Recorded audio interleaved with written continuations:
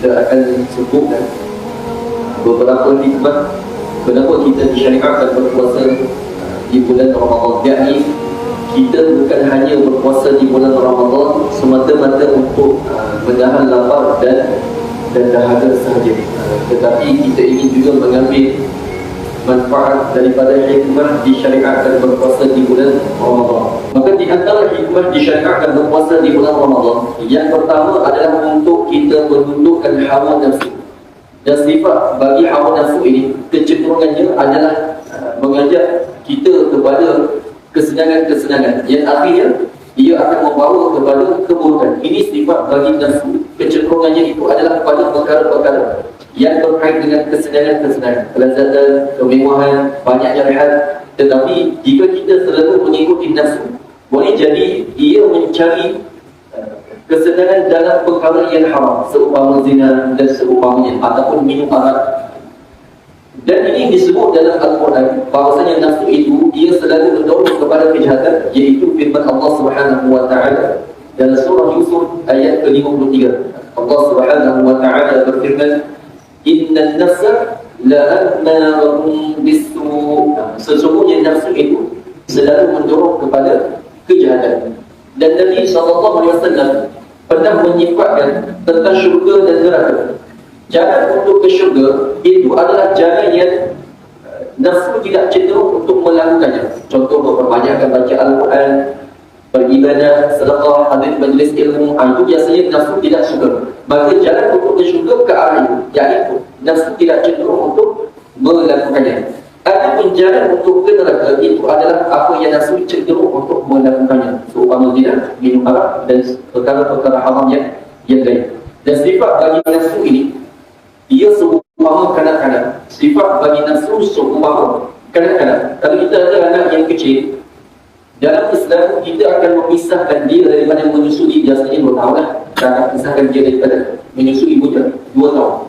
Maka pada permulaan kita akan mendapati bila kita ingin memisahkan dia, yakni anak ni, anak daripada menyusui, maka akan mengalami kesukaran.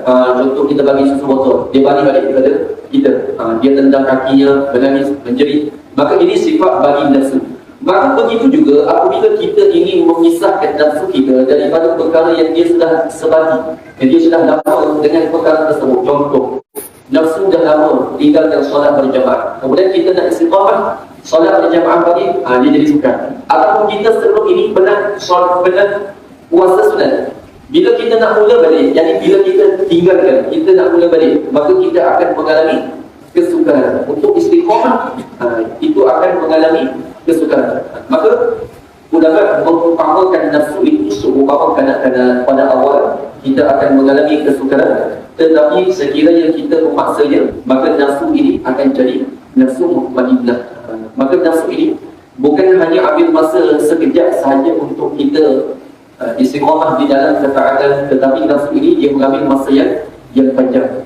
Dan mujahadah melawan nafsu ini ada 2, ada yang wajib dan ada yang sunat. Yang wajib ke atas kita adalah menundukkan nafsu dalam meninggalkan perkara yang haram dan buat apa yang wajib. Dan di sini kita maklum, bukan semua apa yang dilakukan oleh manusia dari dosa itu adalah berpunca daripada godaan syaitan, tapi boleh jadi itu adalah godaan nafsu kita. Bukan semua seseorang itu dia jatuh ke dalam dosa itu adalah godaan syaitan, tapi boleh jadi disebabkan dia menuruti nafsunya dalam perkara yang haram. Maka di sini kita tak lebih menyebutkan kepada tundukkan nafsu untuk mengestimulkan diri kita di bulan Ramadan untuk melakukan ibadat kerana Allah Subhanahu wa taala. Dan kita telah menyebutkan ini adalah hikmah yang pertama. Dan bagaimana kita nak buat sebenarnya? Contoh, kita masuk ke bulan Ramadan, kita dah berjaya tundukkan nafsu kita. Maka jika kita ingat kembali apa yang disebut oleh para ulama dalam membahagikan masa, ulama menyuruh kita bagi masa kepada 3 bahagian. Ada satu bahagian iaitu 1/3 daripada 24 jam itu, ada satu bahagian untuk kita beribadah, dan ada 1/3 untuk kita mencari rezeki, dan ada 1/3 untuk kita rehat, tidur. Maka di sini cukup sebanyak 24 jam. Setiap bahagian kita ambil 8 jam. Jadi ada 3 bahagian. Maka di bulan Ramadan, jika kita ingin buat puasa, kita ingin dah capai ataupun tidak, hikmah disyariatkan berpuasa adalah untuk menundukkan nafsu, adalah dengan kita lihat bagaimana kita menggunakan masa di bulan Ramadan. Contoh, kita ada masa kosong sebanyak 5 jam. Contoh, kita dah ambil rehat, kita sudah mencari rezeki, kemudian masa yang tinggal hanya 5 jam bagi kita. Maka waktu tersebut, adakah kita banyak menghabiskannya di dalam beribadah, ataupun kita banyak menghabiskan dalam perkara yang sia-sia? Contoh, dalam 5 jam ini, 3 jam kita mampu untuk baca mesej, phone, daripada perkara yang sia-sia lah, semata-mata dah dihabiskan masa. Contoh, maka dalam keadaan ini kita belum berjaya untuk tundukkan nafsu, tapi nafsu yang menundukkan diri kita. Kerana apa? Kita ada masa yang kosong, dan masa kosong tersebut kita boleh gunakan untuk perkara yang sia-sia, tetapi kita tak boleh untuk menggunakan masa tersebut dalam beribadah. Maka di sini maknanya kita belum berjaya lah mendapat hikmah yang pertama ini. Dan kita telah menyebutkan tadi, bila kita bermujahadah melawan nafsu, maka kita telah menyebutkan tadi kita akan mengalami kesukaran. Kadang-kadang hari pertama kita boleh memaksimumkan masa untuk beribadah, hari kedua mungkin kita banyak buat perkara yang sia-sia.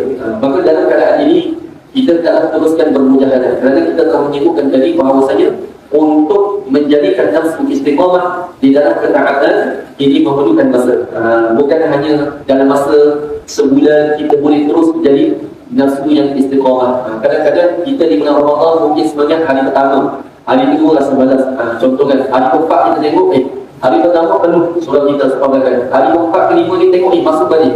Kerana bukan sekejap nafsu kita boleh jadi istiqamah untuk melakukan ketaatan. Maka kita kena sedar perkara ini supaya kita jangan berhenti berjuang. Berhenti berjuang ni maknanya apa? Mungkin ada di kalangan kita hanya di bulan Ramadan baca Al-Quran, istiqamah, solat tahajud, kemudian buat perkara-perkara yang lain. Maka di sini kita nak menyebutkan di bulan Ramadan jangan jadikan ia bulan pengakhiran, tapi jadikan ia sebagai permulaan bagi diri kita untuk mengesibukkan masa dalam beribadah. Dan waktu-waktu yang setelah Ramadan adalah kita juga cuba untuk mengesibukkan masa kita dalam beribadah kepada Allah Subhanahu Wa Taala. Ini hikmah yang pertama lah, nak tundukkan nafsu kita. Yang setelah bulan kita nak bela, sekali lagi, 1 bulan kita tak nak membela nafsu kita, tapi kita nak lawan nafsu, tinggalkan kepada kelezatan, kemudian banyak yang had kepada perbuatan.